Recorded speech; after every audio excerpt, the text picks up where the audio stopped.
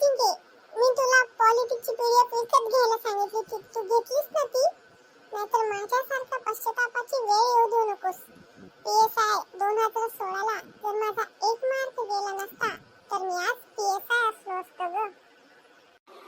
हो रे पिंट्या दादा, मी कालच पीडीएफ घेतली आणि खूप छान छान ट्रिक्स आहेत.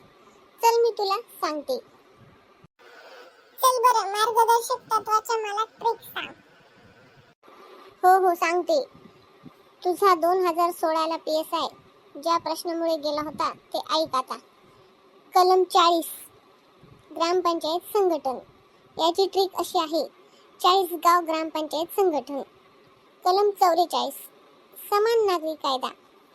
44 याची ट्रिक आहे, 4 हे समान अंक आहेत, म्हणजेच कायद्यात सर्व नागरिक समान असतात.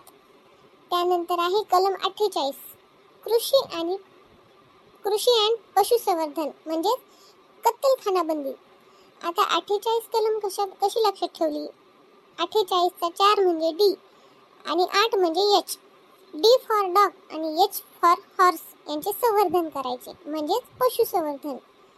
कलम 49 राष्ट्रीय स्मारके आणि ऐतिहासिक स्थळांचे संरक्षण.